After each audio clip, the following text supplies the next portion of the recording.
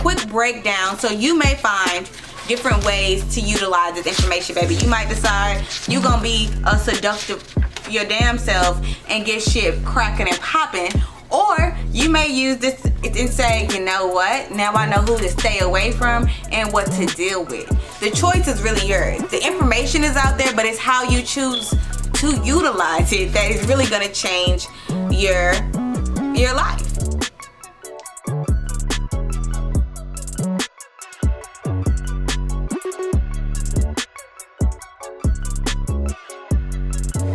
What's up? My name is Brianca Jay. I'm talking all things lit, and you can catch me Monday, Wednesday, Friday, where I do literary analysis, book reviews, and recommendations.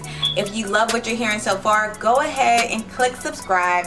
We're gonna get into our book, The Art of Seduction, and most importantly, the 9 types of seducers or manipulators, fuckboys, toxic that you gonna run into in this lifetime. Okay, let's get into it. It's one of the most talked about all-purpose personal strategy guides to do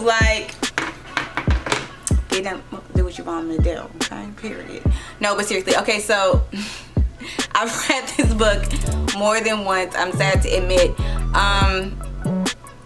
When I initially read it, I think I was trying to get a better hold on my relationships and the people around me, and I thought that maybe if I could find a way to be more seductive, then I could get better results.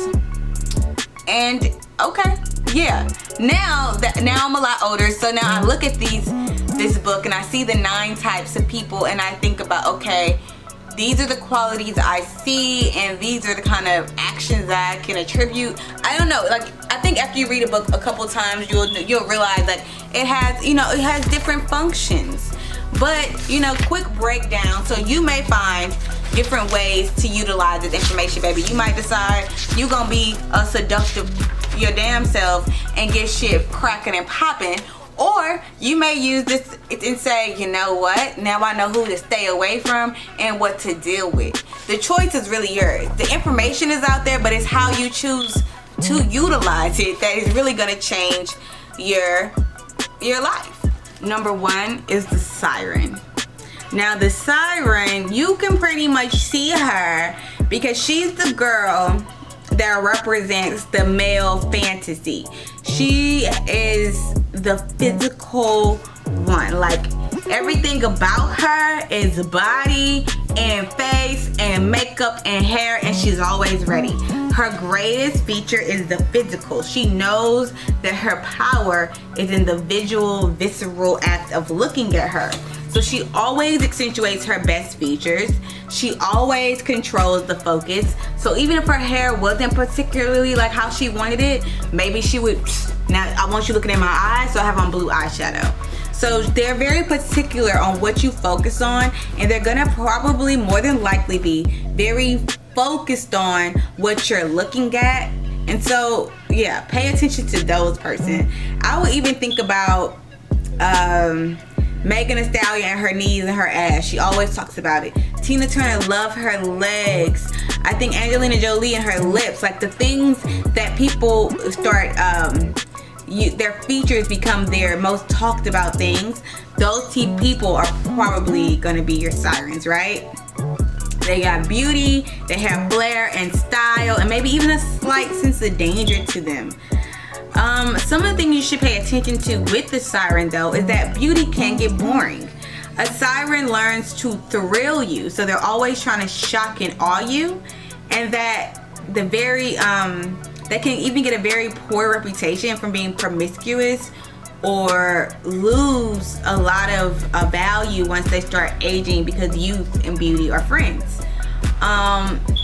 This particular personality type does not gel well with the intellectual. You won't really see this with the intellectual because they don't value beauty the same way. So the Siren and the intellect may not get together, but you will see the Siren track on a ton of lovers. So keep that in mind. All right, after the Siren is the Rake. So the Rake typically takes on a male energy. But I say male or female, I'm talking about the energy. So they usually have a male energy, and what they typically do, and I think a lot of women talk about this, that's the guy that be all in your DMs. He be all down your back. He texting you every morning. You are his world. I will die for you. I will die for you. If you want to, you. Hey, I will die for you. No, it's Prince. Yeah, I ain't got time. Time to argue with y'all. But anyway, it's the guy who would just be sweating you, clinging to you, and then you finally give him some attention and he disappears and you be like, what the?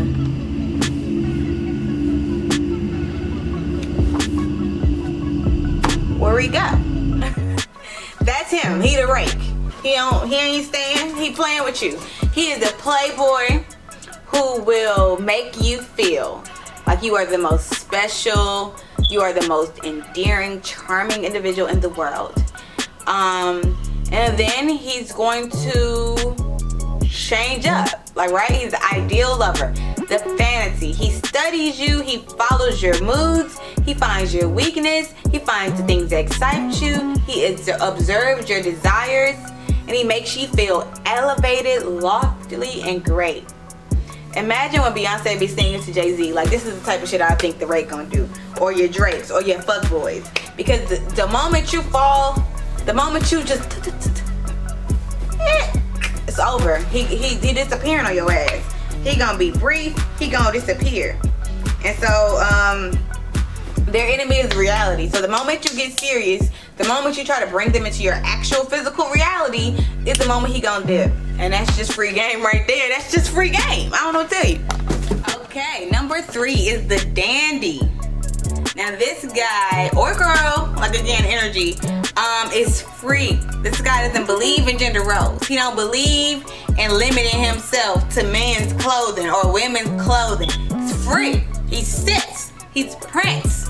Everything is the aesthetic choice. Everything is about how it looks, how it feels, right? It's all about the look of it. He doesn't get serious ever. He's open to sexuality. He's open to gender norms. He's just open. You may wonder where the hell he going in life. He don't even know, girl. He open. He open. The next person you're gonna run into is the natural. The natural has childlike charm. It's natural. It's innocent.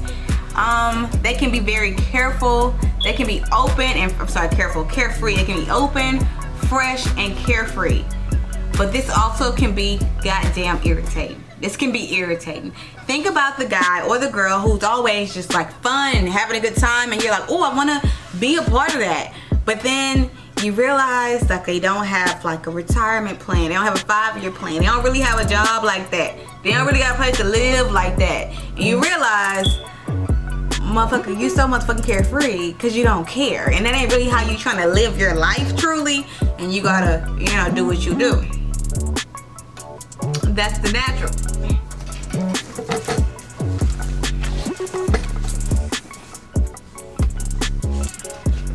The Coquette. I'm gonna be honest right now. This was me. This was my toxic shit, but I let that shit go. I'm a better person now. But this was me. The Coquette, again, usually takes on a feminine energy. They have swinging moods. They always keep you guessing. They play it way too cool. Like, you don't know what the hell going on in their relationship. They're a tease, and they think that they're alluring you to mystery, and then they switch up on you all the time. It's always switching up. They're keeping you interested, keeping you on your toes. This can look cute at first, right? It's that hard to get. Oh, maybe, she's not so accessible to me. She's not so available. There's something I desire there. But what it becomes is, motherfucker, you drama. You keep moods up. You keep time up. You don't never let there be peace. You never let us to be happy. And so the Coquette is the person, you probably know somebody like that. And if you're doing that shit, stop. Stop. Stop. Give it up for real. It's not cute. It's not cute. Let's try to be better, healthier people now. Or, or do it. Fuck it. I don't know. The next person you're gonna get is the charmer. What's the charmer gonna do? The charmer is going to be, he motherfucker. Charmer is somebody who's always looking to lift you, enlighten you, support you. It's always like, oh, I love your shirt. Oh, I love your hair. Hey, queen. Hey, beautiful. Oh my God. Can I help you with anything? They are always complimenting you, always trying to help you, always smiling in your face, and to the point that you be like, get your ass on. Now, the charmer thing is numbers. So they typically have a large friend group. They take on a large following, and they need the collective ear. They don't work in small areas because it's hard to be charming once you get to know somebody. You're not charming once you get to the real physical deal. We all just gotta be people. So the charmer works best on like large numbers where they can kind of move and charm someone else. And it really doesn't work on the people that are confident and the cynical. People that's always questioning shit, they ain't falling for the charmer. They like, he full of shit. The very confident type that don't need any like extra validation realize that somebody's blowing shit up their ass and they be like, he full of shit. So those, yeah, that's the charmer and all that shit. Okay, then you got the charismatic. Charisma is something that excites us. It makes us excited. We want to be around them. It expresses vision, expresses know-how, expresses I got this. And it relies on the power of your words. It's the quickest way to create like emotional disturbance. It can uplift you, stir you, elevate you, anger you, without ever referring to anything real or physical. They use the words. They're all about selling you the dream. They be talking about how he finna buy the talker. So he been talking for 3 months and you ain't seen nothing produced. That's the charismatic. Let him go, sis. Beware, because the charisma is as volatile as the emotion it stirs. So where there can be a charisma, he can have great lows, right? He can be very depressed. You can get tired, get overwhelmed, and need to like have a long rest because that type of energy takes a lot out of a person. So just be mindful of that. Be mindful of the charisma. And the last one you got is the star. These people they rely on your fantasies and your dreams, right? Daily life is hard, and so they're really about pushing you into the fantasy realm. Of all the parts of your body that draw this fetishistic attention, the strongest is the face. So they try to draw you in. Think about Kennedy, think about Obama, how they wanted you to like love him. They pose a lot. I'm sorry, I shouldn't even use Obama. Somebody is Mariah Carey, probably. First, you must have such a large presence that you can feel your target's mind the way a close-up feels the screen.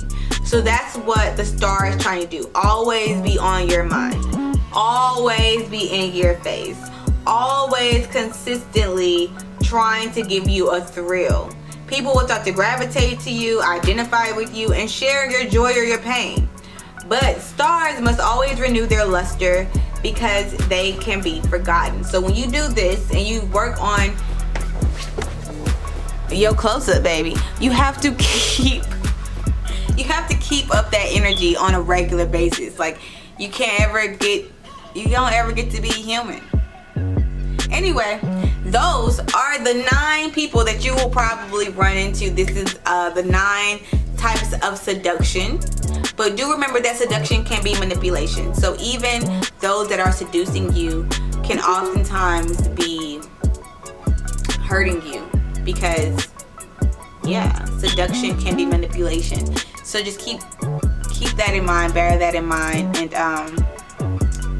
yes, tell me what you think is which type fits you best, and also tell me which type you hate the most in the comments. Let me know. Again, it's Brianca Jay. I talk everything glit. You can catch me Monday, Wednesday, Friday. And if you enjoyed this, go ahead, hit subscribe, and join the family. I'm here all the time.